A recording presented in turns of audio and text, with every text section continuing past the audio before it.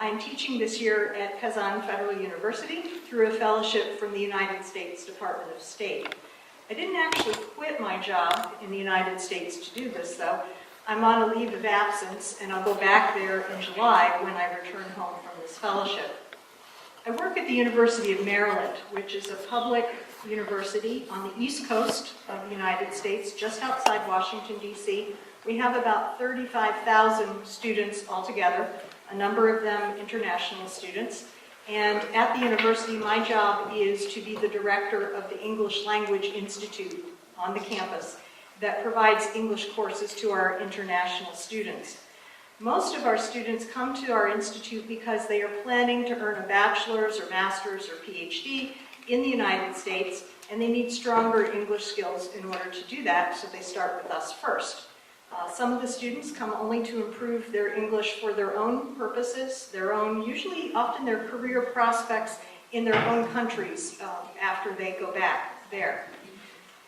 These students feel that learning English through immersion in a place where English is the local language will help them make faster and better progress than studying at home. At the Institute, when we need to hire new faculty members, we have several required qualifications. Candidates must have at least a master's degree in teaching English as a second language or applied linguistics, which is very, very similar. They must have had at least 2 years experience teaching ESL, EFL at a college or university already. And their English skills must be excellent, both in oral and written communication. As an aside, we also favor candidates who have lived abroad and studied other languages because we believe strongly that this experience will help them understand and sympathize with the struggles that our students go through as they are international students in the United States. Almost all of our instructors do have significant overseas living and work experience, including one who was in Moscow several years ago, so we have a little bit of Russian flavor on our faculty. Notice, though, that in our list of hiring requirements at the Institute, one thing we do not require is that our instructors be native speakers of English. Right now we have about 12 full-time instructors. We're actually rather a small unit. And among these instructors are natives of Romania, Turkey, the Netherlands, Germany, plus 2 people, one from Pakistan and one from England, and we tease them a little bit about being non-native speakers. They don't always appreciate that, but it is a little bit different.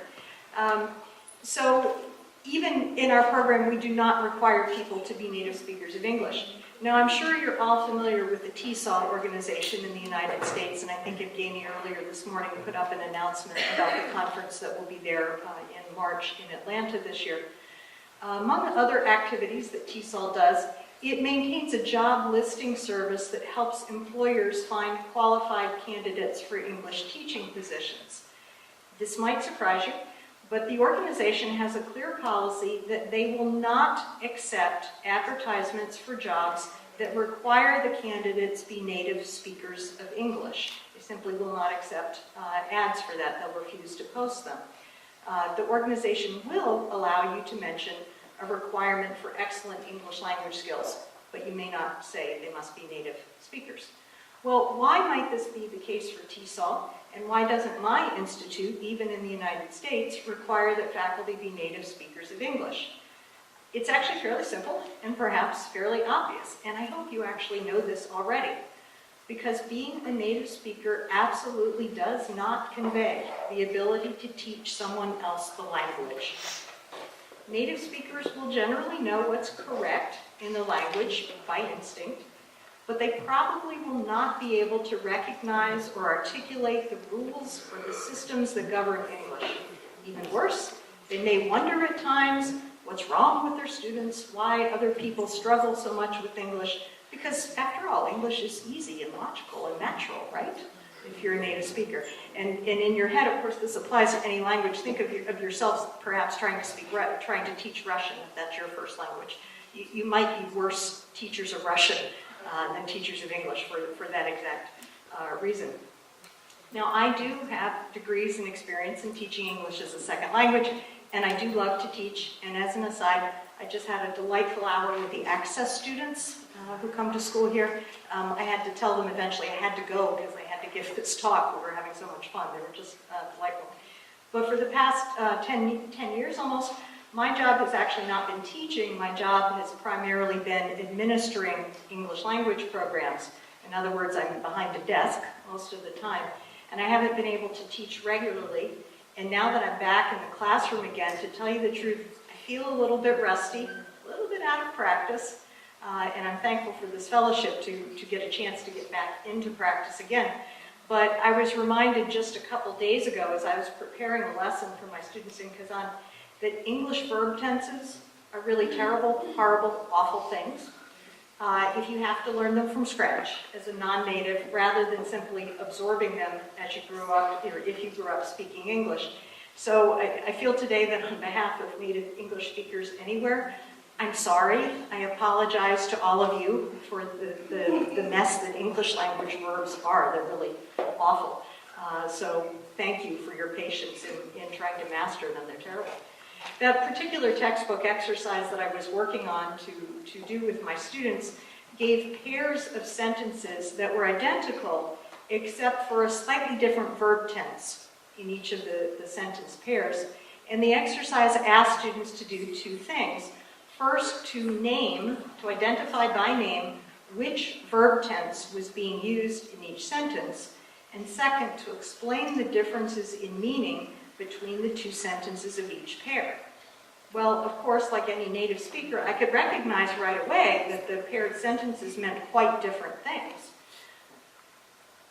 But to know what the name of that verb tense was, and even worse, to be able to explain how the difference in meaning was manifested through the verb tense. I had a lot of reviewing to do with my past training. It was not easy for me to remember things that I used to know about that. And by the time I was ready to teach that lesson, I had a pretty big headache. So I took some ibuprofen and went to bed. Native speakers have to be trained to make their very comfortable and very familiar language look strange to them so that they can help other people learn it. Non-native speakers who have learned the language already know very well how strange it is. You have had to learn that language yourself. This is, in fact, a tremendous advantage to you as English language teachers, and it contributes enormously to your ability to teach English to other students who are trying to learn the language. Now, here's where I need that. I have one slide for you. It's not too exciting, don't get your hopes up. But I'd like to, if you can maybe scroll down just a little bit. Make it a little bit smaller. A little bit smaller so we get it all in one.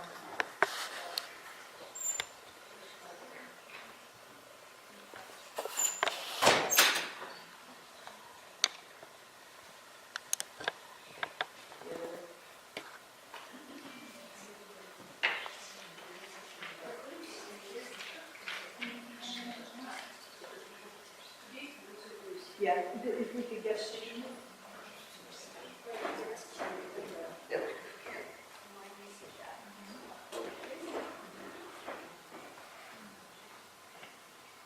keep making it smaller. Yeah, for now, yeah. If you could stay there and maybe scroll down on the second, that was great. So just for a moment, let's take a look at a position statement from the TESOL organization. It was put forth in 2003 in opposition to the view that was common in some educational circles that all you needed to do to be a teacher of English was be a native speaker of English. So let me give you just a moment to take a look.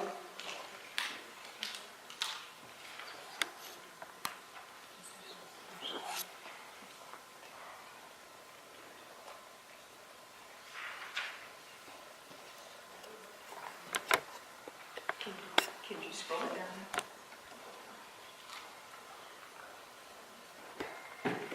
That's it.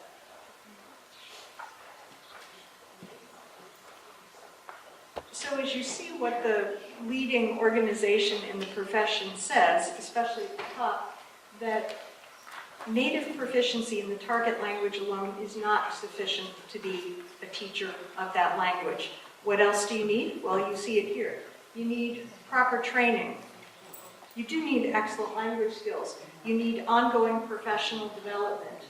You need the necessary licensing that's applicable in wherever it is that you're working. And continued growth through that. Notice that being a native speaker of the language is not even necessary in this view. And being a native speaker is not sufficient in this view. Where you might be worried as non-native English teachers, what I'm guessing is that in that one part about having a high level of oral and written proficiency that it mentions there. Here is where I simply want to encourage you. Do whatever you can to improve these skills if that's the part that's making you nervous. You've got the other stuff.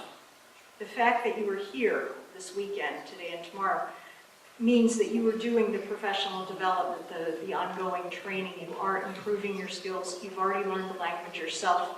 And there are many ways to keep improving your own level of English if that is what is making you nervous. The internet today does amazing things compared to even 15 years ago. The kinds of resources that can be easily accessible to you at your fingertips, either through things to read, books, magazine articles, newspaper articles, things to watch and listen to. There are films, there are TV programs. And what I especially encourage you to try today is that the internet world has made possible, of course, online real-time communication with other people. You're not quite exactly face-to-face in the same room, but you are face-to-face on the computer screens. And there are plenty of resources out there, plenty of websites out there where you can find a language partner. You can find places where somebody wants to practice a language with you. Often these are exchanges, so you can find someone perhaps who wants to learn Russian and is willing to trade helping you improve your English. So there's benefits to this. You can make a friend, you can help teach someone your language, and you can also get the practice that you want. My sense in being here is that some people feel just still a little bit nervous communicating in English. You're just not quite ready to relax and be comfortable in it, even though you've got the head knowledge. If you can make one of these relationships, if you can start doing some conversation, I think you will be amazed at how much more comfortable you feel. There are, as I said, several of these websites. One that I personally have used is called mylanguageexchange.com, just all one word, mylanguageexchange.com.